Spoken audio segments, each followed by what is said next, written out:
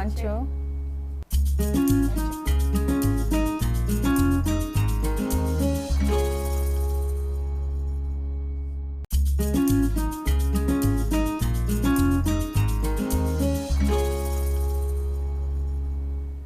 Thank goodness it's Friday. We finally made it.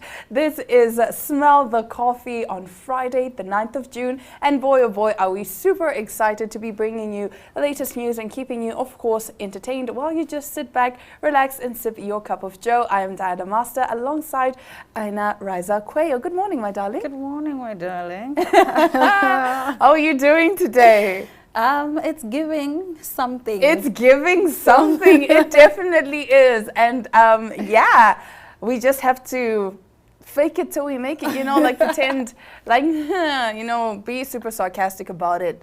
That is life. They say you gotta fake it until you make it. Fake it until you make it. Do you believe in that? Honestly, no. I would say yes and no. Fake it in a way where, I don't know how to put this into words, but Glenora and I were having a discussion yesterday, just as girls amongst ourselves, and we were saying, of course, you have to visualize the life you want for yourself. But at the same time, you can't go into debt trying to keep up this lifestyle that you know you can't afford. So for example, I like fashion. I love getting dressed up. I love buying clothes. So I would go into a store, right, and I'd be like, oh, that's a cute skirt, I want it, right?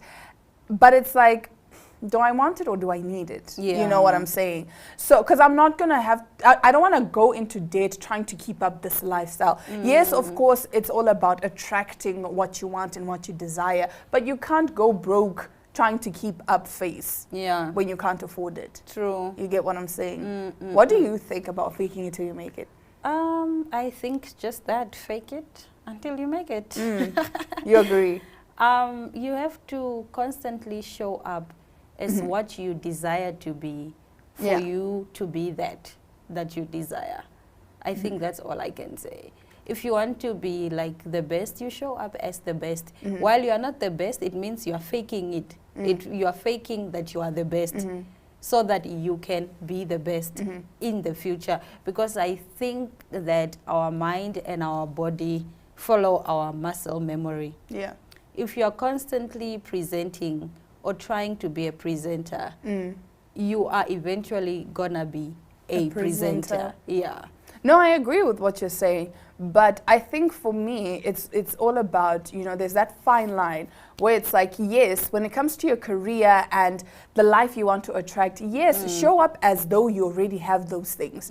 But now don't be spending the little money that is in your account because in your mind you're like, oh, I have to keep up this appearance because I've made people think this is who I am. You can still look like $1 million for less than that. You get what I'm saying? Like, you can still look like you're expensive for a fraction of the price. Yeah, okay. Just don't go into debt, And of course, we still need to have that discussion around money, but that's another topic for another day, where if you constantly tell yourself, no, I can't spend my money, you're going to have a terrible relationship with money. Yeah. And the universe is always listening. So the money will eventually be like, oh, you don't want me? Cool. I'm a dip. You get what I'm saying? But if you say, money always flows to me, money comes to me, the money that I spent will come back to me. Yeah, it will come back, but spend responsibly, please.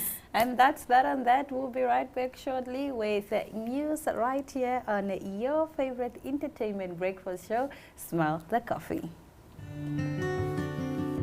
Here I go again. Poetry for you. Your eyes are so beautiful.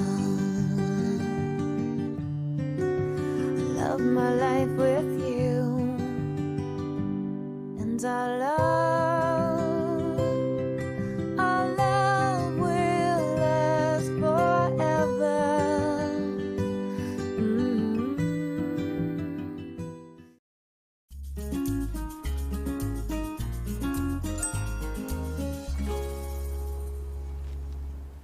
Starting off our freshly brewed news this morning, wombs for rent. Commercial surrogacy shoots up to over $14 billion globally. In impoverished communities, especially those in the global south, women are often forced to resort to extremes in order to get money to feed their families. Now, while commercial surrogacy, the payment for carrying a child, is illegal in most countries, in the field that it is, the controversial industry is booming. According to Reuters, commercial surrogacy is allowed in Ukraine, Georgia, Russia, and Colombia. These destinations are known as commercial surrogacy hotspots because foreign couples and singletons flock to them to arrange for surrogates. The demand is driven primarily by so-called intended parents in wealthy Western nations.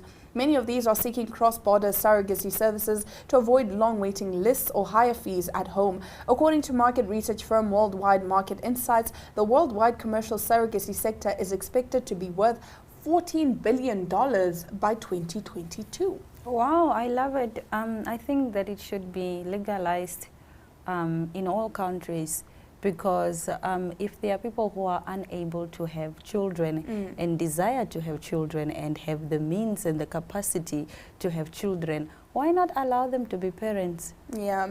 Well, the thing is, in the countries where it's not legal, they can do a surrogacy whereby I, as a family member, can carry your child for you. Only family members. But you can't pay me. You can't pay me. It's illegal for you to pay me. Oh, yeah. okay. Why though? It's 9 months of your time that I'm taking. I should pay. I don't know. I think you deserve a payment. 9 months is a long time. 9 months is a long time. Would you consider surrogacy? Would you consider, like, you being the surrogate? I can't even carry. I'm your not own even child? considering carrying my own child. Why would I consider carrying someone else's else's child? No, thank you. Well, you can pay me. I can carry your child for you. I will definitely pay you. I think I love being pregnant, man. Like, nah. Oh, well, I can't relate, so I've never been pregnant, so I think I the don't thing know. is, you see all these horror stories on TikTok about all the things that could go wrong. And obviously, it's not fun. I've only gone through pregnancy once, right? But of course, you have the morning sickness, but my pregnancy was really good to me. Like, my body just snapped back. My body worked in reverse when I was pregnant. Instead of blowing up, I got skinny. Like, I was. Everyone was like, "What?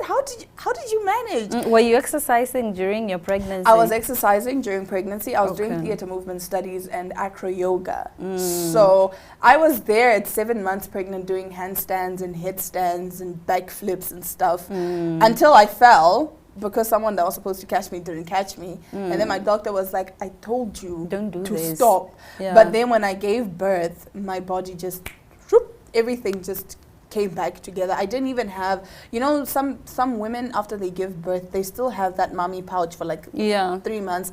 Literally, the minute they pulled my placenta out, my belly just went whoop, whoop.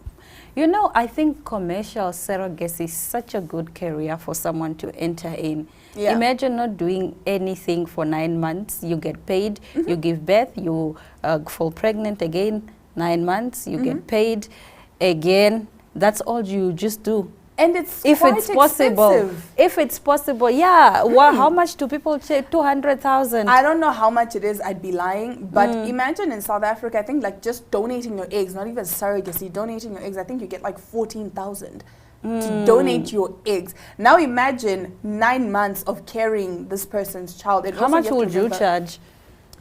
Let's see. I would charge like a 40K a month. Okay, 40K a month is it's a good price, because I'll charge 40K a month. You're still having morning sickness and you're feeling nauseated, and you must 40K is just like basic income for me, but you must pay food, you must transportation to and from the hospital.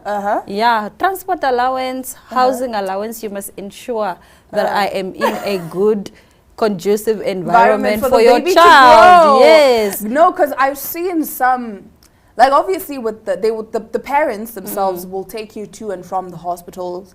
They will cover all the medical expenses, because also you have to remember they are still doing in vitro fertilization, and that already costs an arm and a leg on its own. And then so some of them will make sure you're put up in a nice house. You're like, some of these parents are really, really great. Yeah, I guess it's just coming to an agreement with them. Yeah. Yes. Well, in our next story, some exciting news for a girl from Swaziland, Uncle Waffles. Big purr. Uncle Waffles is nominated for a BET Award 2023 for Best International Act. If you don't know Uncle Waffles, man, where do you live? Where do you live? Under a rock? Where do you live? Under Congratulations to Uncle Waffles. Love her. She blew up last year. No, not last year. I think it's the year before. To be honest, 2021. Yeah. She To be blew up honest. 2021. 2022, she kept pushing, she kept the momentum, and now look at her. She mean, even performed at perseverance. Coachella. She's really? doing really good. Yeah, she performed at Wow. Coachella. I saw like a TikTok with her and Ciara. Yes, Yeah. yes, yes. She was at the Rock Nation branch. Are you serious? Like she's big, big. She's to big, be big. fair, to be honest, I actually didn't know Uncle Waffles until like a few months ago. Oh, really? I'm not an Amapiano fan. I'm not. Oh, she's an Amapiano DJ, by Yeah. the way. If you are like Diana, that Hey, don't now know. I know. Now I know. But I only know because of you. Could you be like, Uncle Waffles? And so the first time, imagine my surprise when I'm like, Uncle Waffles, and I Google and it's a lady. I'm like, Why is it called Uncle? why is she called Uncle Waffles? I was so confused. It's just like a stage name. Okay. She's like really, really big. Like celebrities all over love her. Black Coffee, you know, Drake. She signed to Drake also, co-signed by Drake. So she's Well, she's congratulations doing the to things. her. I Yeah. mean, set an example for everyone else. And from Swaziland, I think she's the biggest star in Swaziland. Definitely. We don't hear. I of- actually thought she was South African. No, eh? she's from Swaziland. Wow. But you know how they are. Interconnected. Yeah, interconnected. Ubuntu, you know what I'm saying? Yeah. I mean, congratulations to her, man. Black child, your dreams are valid. You can, I mean, if you put your mind to it, surely you I'm can accomplish definitely so much. next riser in Hollywood. I'll be the first Love Namibian it. celebrity to be in Hollywood. Love it for Her. you, manifesting it for you. I'm gonna be Hollywood in Korea, man. Yes. Like, yeah. What is Hollywood, the Korean Hollywood called? No, they don't really have like A name for it. a name for it, but you know It's we have the K-pop K-pop. most- But K-pop is music. Isn't K-pop movies No, also? the K-dramas. Then you have the K-dramas. Then it's K. So they just call it like K-industry, the K-industry. Industry. Yeah, Oh. so, you know, I'm going to be the first black girl to make it big in the K-industry. Purr. Big purr. All right, now closing off our top stories. A teenage girl blows through 1.2 million rand of her family's savings on mobile games. According to the South China Morning Post, a 13-year-old girl who's addicted to mobile games spent her family's entire fortune on them. The anonymous high school pupil from the Henan province in central China allegedly took the money from her mother's bank account over a 4-month period. Her plot was reportedly found out by one of her teachers, who swiftly informed her mother. The teacher supposedly noticed that the teenager was enthralled with her smartphone and seemed to spend excessive amounts of time on it. Elephant News reported that when the mother checked her bank account, she only had 1 rand and 33 cents left. After her father questioned her about her expenditures, she acknowledged spending 323,000 rand on the games, 561,000 rand on in-game purchases, and 267,000 rand on games for 10 of her fellow pupils. What is she going to eat for the rest of her life? But imagine you go from having I don't know what 1.2 I would do. I would be so pissed as a parent. I think. But you go from having 1.2 million in your account to having 1 rand. 1 rand. Are they South African? Why is No, it no, red? they're in China. Like, it's converted now, the currency. Okay, it's converted. So, like, they went from, I think, What however many games are thousands to these that 60 cents. require money also? Like so much money. So much money. And the fact that she bought games for her friends, because you know most of these apps, when you open your app store, it tells you in-app purchases. So some of these games will be like, oh, to upgrade to this, you need to buy these Yes. skins, you need to buy these weapons and what? But this girl or boy, girl, she's 13 years old. 13. She can apply her mind. It's deliberate. You cannot be 13-year-old and not have any sense of common sense. Like, honest, and she apparently said that she didn't know where the money was coming from. How? So she basically, like her mom gave her their debit card, right? in case of emergencies, like she was like, in case you need money and I'm not there. In there's the case you card. are stuck, In case you're maybe stu- you know, at school and you it's know. raining and we are taking long to come, the driver is taking long to pick you up, Then take a swipe. cab or whatever. Exactly. So now my girl was like, oh, This okay. For the game, because obviously these games will ask She you should for go your to credit card jail. details. She should save time. No, but now apparently the parents are applying to get the money back. So No. apparently they can get the money back. Like China's looking into some of the laws to say the money, like the transactions can be reversed. Nah, the girl should save time. Because girl, You how are cannot you put telling your me whole at family 13 at years 13 old, you don't have common you sense. don't know where the money is coming from. Obviously, if you put your credit card details or your debit card details and it starts deducting money, like obviously on the app it will show you. 13-year-old, are you not in high school? Yeah. Nah, Yeah, you're like fam. first year of high school. Yeah, Nah, basically. you are being taught social studies and maths. You're being taught and life economics. science, entrepreneurship. No, yeah, nah, this girl is not giving. I She should know. save time. You cannot make the whole family broke. From 1.2 million to 1 rand.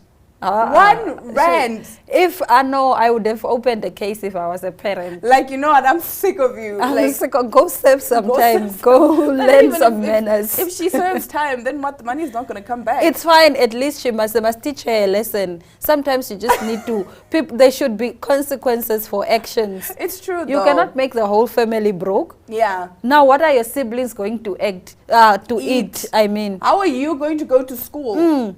Like, no. this is supposed to be some generational wealth Exactly. that your This children must literally inherit. Your children's children. Now you play blow all of it. games. Playing online games. I would have understood if she maybe bought food for the homeless. You played games with a whole fortune. And you Go to didn't jail, know where man. the money was coming Nah, from. she needs to go to jail. She's not giving. No, she really That she is not pissed me giving. off.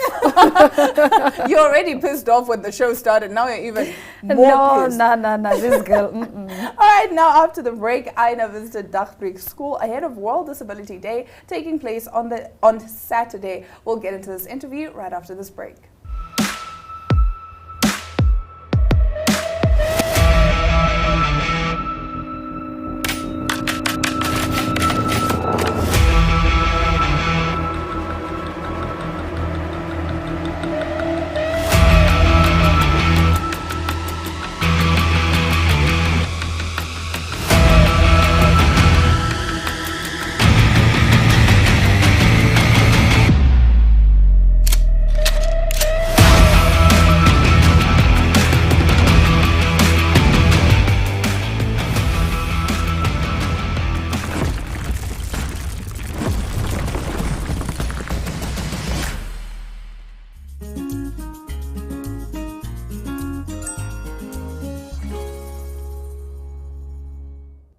Today I am at the Dagbreek School grounds and I'm here chatting with Miss Ndunge Yambo. How are you? I'm fine. How are you? I'm fantastic. Now let's get into today's business. I understand that the Disability Day is on the 10th of June. Why is it important for us to raise awareness on disabilities? You know, I absolutely love that question because it's a question that, even though it sounds so obvious, it's one that's very integral. Yeah.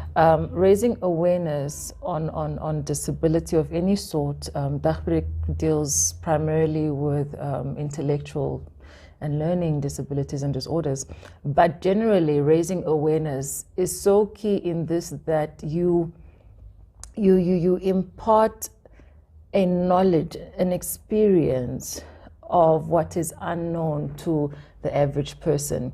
You allow, again, like I said, a knowledge to knowing that there are people living differently, not by choice really, but differently from what you and I would live on a daily. They are limited because of what they are able to do, what they are not able to do, and they have to find alternative ways of making life work for them that make sense in the same way that you and I would go about our daily business. Yeah. So raising awareness, really also giving that knowledge allows for an opportunity for those living with disabilities to have access, right? To have a voice, to be acknowledged where they would otherwise be undermined or ignored, and just not have open doors as well. So we need to have the understanding so that we're able to successfully integrate them into our working societies. Yes. Love that. All right, tell us about what Dagbreek is doing currently, you know, to raise awareness. Are there any projects that you guys are currently running in communities, maybe to raise awareness on disabilities with, you know, the parents perhaps, the children's friends perhaps? What is Dagbreek doing? Well, in terms of raising awareness, we raise awareness about the school, that there is such a school available. Okay. But in terms of raising awareness for disabilities, our children are already the community of children living with learning disabilities and disorders. So what we do is our awareness is primarily focused on support. Okay. Because our school cannot run like the average mainstream school. We have special needs, and that those special needs need to be catered for in a manner that though state really tries, is not able to cater entirely, right? I'll use, for instance, the example of wheelchairs. It's a very basic example. Yeah.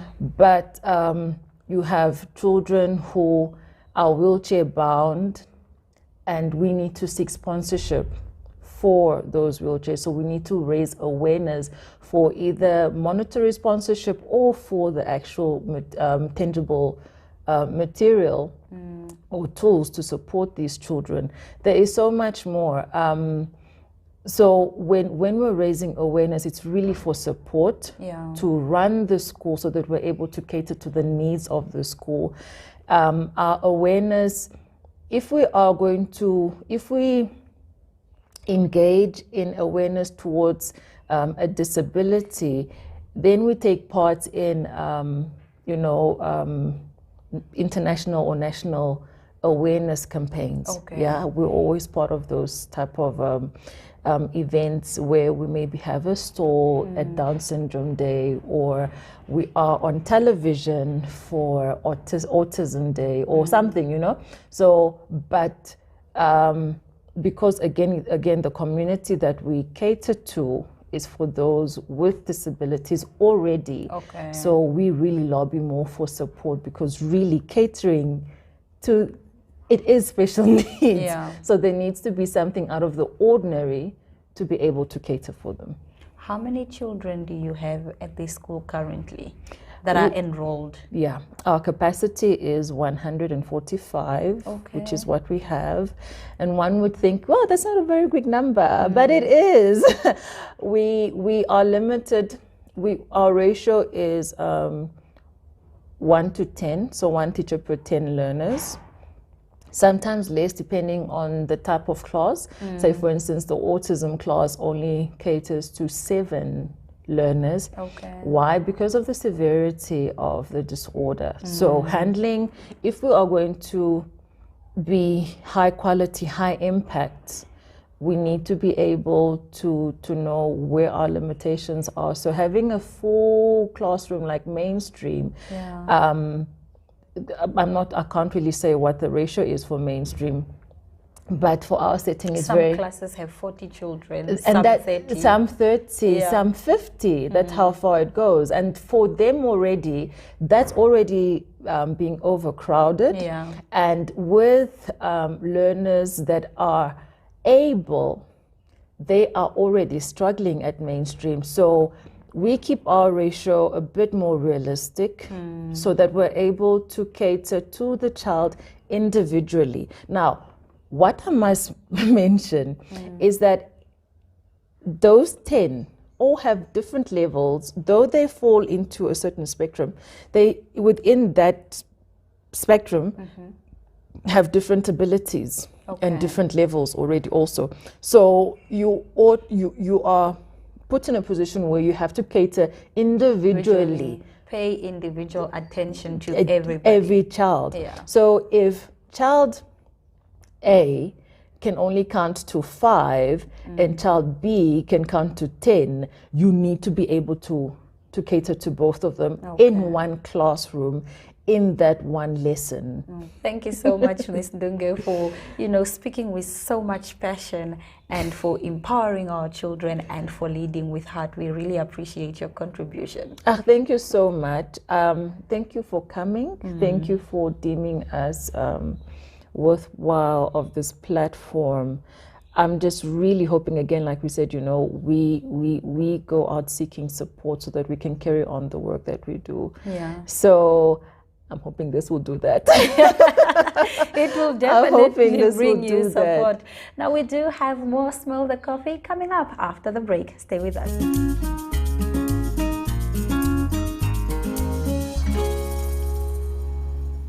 Alrighty, well that brings us to the end of today's show, but fear not, Glenora will be back tomorrow to keep you entertained. On that note, it's all our love, all our light, and adios.